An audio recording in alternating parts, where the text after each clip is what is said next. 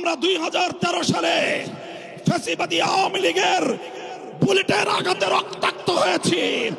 2021 সালে আমাদেরকে হত্যা করেছে, বছরের পর বছর বিনা বিচারে আমাদেরকে কারারুদ্ধ করে রেখেছে।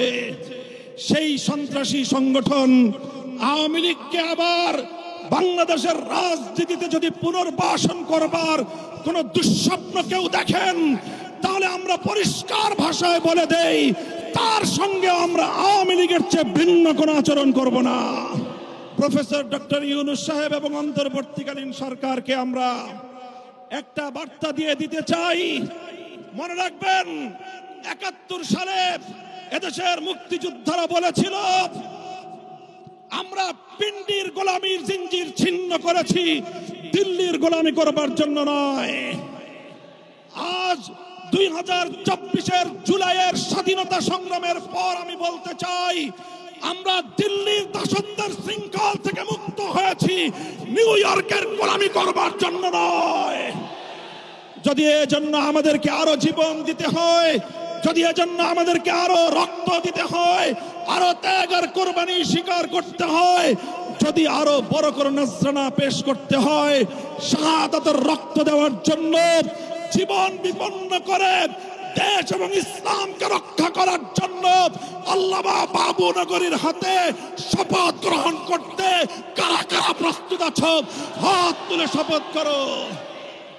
আজ 2025 সালের 3রা মে বাংলাদেশের রাজধানী ঢাকার ঐতিহাসিক সোহরাওয়ার্দী উদ্যানে আয়োজিত হেফাজতে ইসলাম বাংলাদেশ আহুত এই মহা সমাবেশকে লক্ষ্য করে আমি সর্বপ্রথম স্মরণ করতে চাই ওই সকল বীর শহীদানদেরকে। শাপলা থেকে 2024-এর জুলাই বিপ্লব পর্যন্ত রক্তে রাঙা যেই পথ পাড়ি দিয়ে বাংলাদেশ 2024-এর 5ই আগস্ট দ্বিতীয়বারের মতো স্বাধীনতা অর্জন করেছে।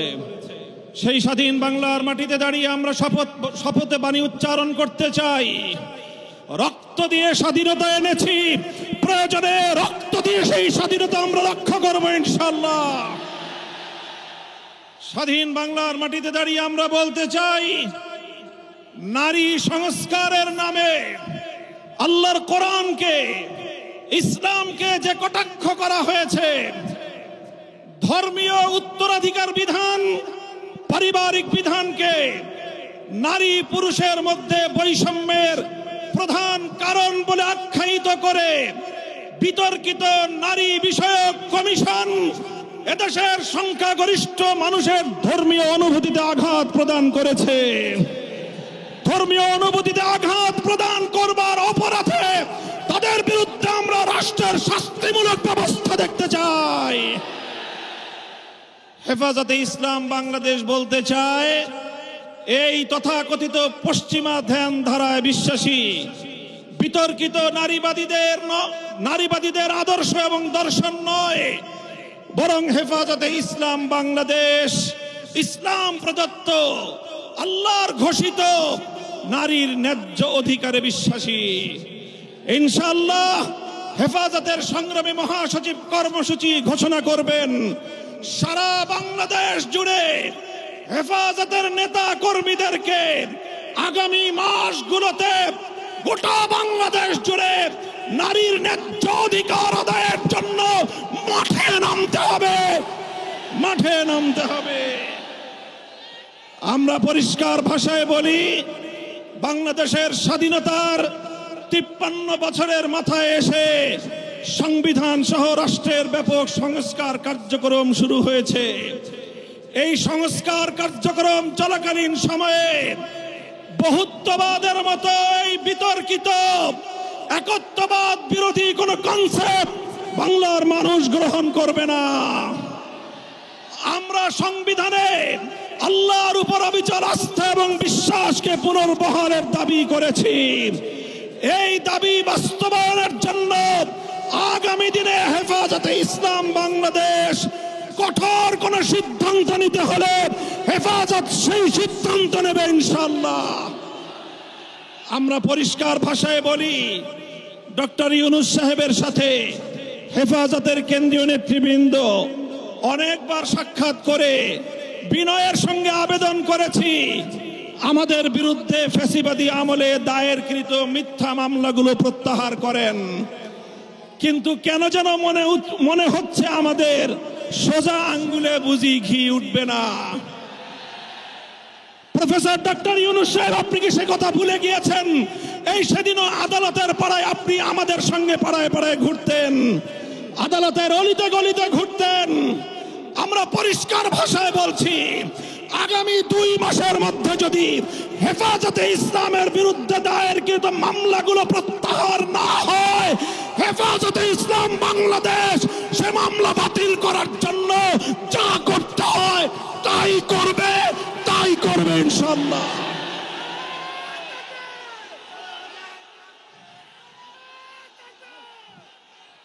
আমরা পরিষ্কার ভাষায় বলছি, জঙ্গি নাটকের মামলা সাজিয়ে আল্লাহর নবীর প্রকৃত উম্মত, নবী প্রেমিক উম্মত যাদেরকে কারাগারের 4 দেয়ালে বন্দী করে রাখা হয়েছে, যারা নবীর দুশমনদের বিপক্ষে পদক্ষেপ নিয়েছে, তারা গোটা উম্মতের কাছে হিরো, তারা গোটা উম্মতের হৃদয়ের মণি, চোখের মণি, হৃদয়ের প্রশান্তি। সেই সকল কারাবন্দী মজলুম নবী প্রেমিকদেরকে অবিলম্বে মুক্তি প্রদান করতে হবে। আমরা বলছি, আমরা ফিলিস্তিন ইস্যুতে গাজাবাসীর পক্ষে, জায়নবাদী ইসরায়েলের আগ্রাসন এবং গণহত্যার বিরুদ্ধে গোটা বিশ্ববাসীর সঙ্গে আমরা সহমত। বাংলাদেশের মাননীয় সরকার প্রধান উপদেষ্টাকে আমরা বলি, আপনি আন্তর্জাতিক ব্যক্তিত্ব, বিশ্ব অঙ্গনে আপনি গাজাবাসীর পক্ষে ভূমিকা পালন করুন। সারা দুনিয়ার মানুষ গাজাবাসীর পক্ষে দাঁড়িয়েছে, সুদূর এই সবুজ বাংলার চত্বর থেকে আমরা সংহতি জানিয়েছি, কিন্তু আমাদের এর চেয়ে বড় দায়িত্ব এবং কর্তব্য দাঁড়িয়েছে আজ আমাদের প্রতিবেশী রাষ্ট্র ভারতের মুসলমানদের পক্ষে আওয়াজ উচ্চারণ করা, তাদের পাশে দাঁড়ানো। মুসলমানদের নিপীড়িত জনপদ, রক্তস্নাত ভূস্বর্গ কাশ্মীরকে আজ গুজরাটের কসাই একটি নরকে পরিণত করেছে। বিতর্কিত ওয়াকফ আইন সংশোধনী বিল 2025 পাশ করে শত শত বছর ধরে মুসলমানদের ব্যক্তিগত এবং তাদের যে প্রপার্টিগুলো আল্লাহর নামে ওয়াকফ করা হয়েছে, মসজিদ, মাদ্রাসা, কবরস্থান সহ ধর্মীয় কাজের জন্য, সেই ওয়াকফ সম্পত্তিতে সেই ভারতের হিন্দুত্ববাদী সরকার নখ বসাতে চায়, আঙুল বসাতে চায়, সে আঙুল আমরা ভেঙে গুড়িয়ে দেব ইনশাআল্লাহ। আজ হেফাজতের এই গণসমুদ্র থেকে আমি ভারতের নিপীড়িত, নির্যাতিত মুসলিম মুসলমানদেরকে আহ্বান জানিয়ে তাদেরকে আমরা আশ্বস্ত করতে চাই, ভারত জুড়ে তোমরা নরেন্দ্র মোদীর বিরুদ্ধে আন্দোলন গড়ে তোলো।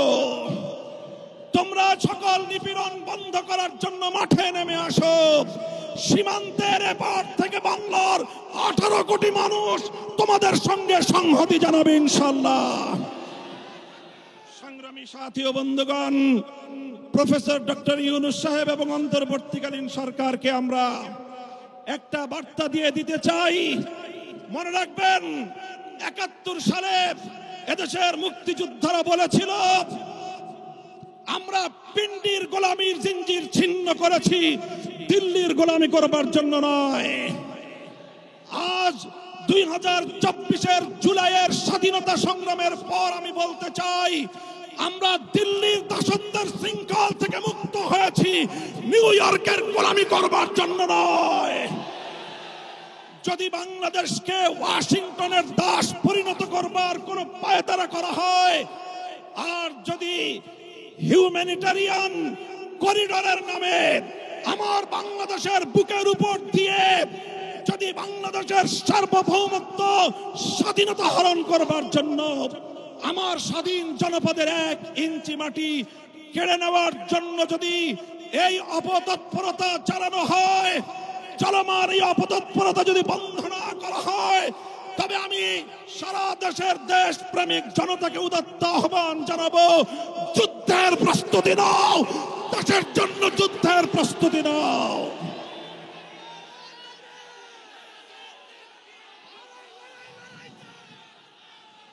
আমরা আমার দেশের প্রতি ইঞ্চি মাটি আমার জায়নামাজের মাটি।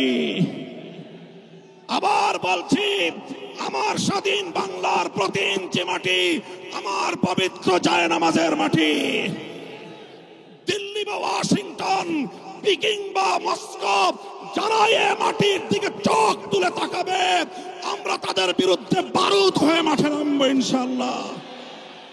সংগ্রামী সাথী ও বন্ধুগণ, ফ্যাসিবাদী আওয়ামী লীগকে সন্ত্রাসী সংগঠন হিসেবে ঘোষণা করবার যে দাবি জানানো হয়েছে, মনে করবেন না এটা আমাদের দুর্বল কোনো দাবি।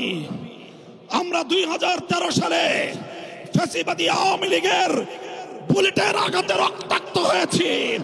2021 সালে আমাদেরকে হত্যা করেছে, বছরের পর বছর বিনা বিচারে আমাদেরকে কারারুদ্ধ করে রেখেছে। সেই সন্ত্রাসী সংগঠন আওয়ামী লীগকে আবার বাংলাদেশের রাজনীতিতে যদি পুনর্বাসন করবার কোন দুঃস্বপ্ন কেউ দেখেন, তাহলে আমরা পরিষ্কার ভাষায় বলে দেই, তার সঙ্গে আমরা আওয়ামী লীগের চেয়ে ভিন্ন কোনো আচরণ করব না। শেখ হাসিনা গিয়েছে যেই পথে, আওয়ামী লীগের দালালরাও যাবে সেই পথে। কোন রাজনৈতিক দল অথবা সরকারের মধ্যে ঘাপটি মেরে বসে থাকা ফ্যাসিবাদের কোন দোসর যদি বাংলার রাজনীতিতে এই ফ্যাসিবাদী শক্তিকে পুনর্বাসিত করবার পায়ে তারা চালায়, তাদের সঙ্গে আমরা লড়াই করব ইনশাআল্লাহ। সংগ্রামী সাথী ও বন্ধুগণ, সর্বশেষ আমাদের কথা হলো এই, শাপলার শহীদ যারা শাহাদাত বরণ করেছেন, ইনশাআল্লাহ হেফাজতে ইসলাম বাংলাদেশ প্রতিটি শহীদ পরিবারের পাশে দাঁড়িয়েছে। শাপলার সকল শহীদদের পরিচয়গুলো যতটুকু সম্ভব ফ্যাসিবাদী আমলে অধিকাংশ বীর শহীদদের লাশ গুম করা হয়েছে, লাওয়ারিশ হিসেবে তাদেরকে দাফন করা হয়েছে।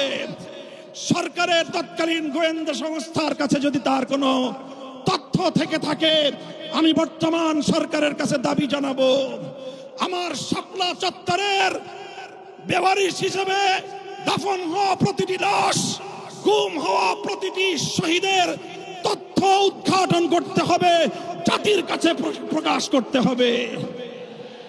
এর বাইরে গোটা বাংলাদেশে যতজন বীর শহীদান রয়েছেন, প্রত্যেক শহীদের পরিবারের সঙ্গে যোগাযোগ করে আমাদের সর্বশেষ ভেরিফিকেশন এবং যাচাইয়ের কাজ চলছে। ইনশাআল্লাহ আমরা শাপলার রক্তে রঞ্জিত এই মে মাসের মধ্যে হেফাজতে ইসলামের পক্ষ থেকে আমাদের ভেরিফাইড সেই সকল বীর জাতীয় শহীদানদের পরিচয় এবং তাদের গৌরবগাথা ইতিহাস জাতির সামনে আমরা তুলে ধরবো ইনশাআল্লাহ। সেই সকল রক্তরাঙা শাপলার বীর শহীদানদের স্মৃতি বিজড়িত ইমানের দুর্দমনীয় কাফেলা, শাপলা চত্বরের শহীদি কাফেলা হেফাজতে ইসলাম বাংলাদেশকে আমি আজ বাংলাদেশের স্বাধীনতার অতন্দ্র প্রহরী হিসেবে ঘোষণা করতে চাই। আমরা বলতে চাই, বাংলাদেশের ইসলাম এবং স্বাধীনতা এক সূত্রে গাথা। বাংলাদেশের ইসলাম এবং স্বাধীনতা এক সূত্রে গাথা। যারা বাংলাদেশে ইসলামের উপর আঘাত করে, তারাই স্বাধীনতার দুশ্মন, তারাই স্বাধীনতার শত্রু। আগামী দিনে দেশ এবং ইসলাম স্বাধীনতার এই শত্রুদেরকে যেখানেই পাওয়া যাবে সেখানেই প্রতিহত করতে হবে, সেখানেই প্রতিহত করতে হবে। যদি এজন্য আমাদেরকে আরো জীবন দিতে হয়, যদি এজন্য আমাদেরকে আরো রক্ত দিতে হয়, আরো ত্যাগ আর কোরবানি স্বীকার করতে হয়, যদি আরো বড় করে নজরানা পেশ করতে হয়, শাহাদাতের রক্ত দেওয়ার জন্য জীবন বিপন্ন করে দেশ এবং ইসলামকে রক্ষা করার জন্য আল্লামা বাবু নগরীর হাতে শপথ গ্রহণ করতে কারা কারা প্রস্তুত আছো? হাত তুলে শপথ করো।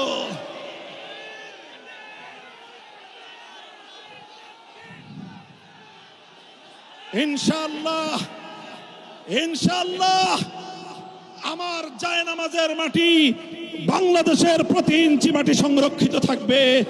আমার ভবিষ্যৎ প্রজন্ম এদেশে ঈমান নিয়ে ইসলাম নিয়েই বাঁচবে ইনশাআল্লাহ। নাসরুম মিনাল্লাহি ওয়া ফাতহুন করিব ওয়া আখিরু দাওয়ানা আলহামদুলিল্লাহি রাব্বিল আলামিন। ওয়াসসালামু আলাইকুম ওয়া রাহমাতুল্লাহ।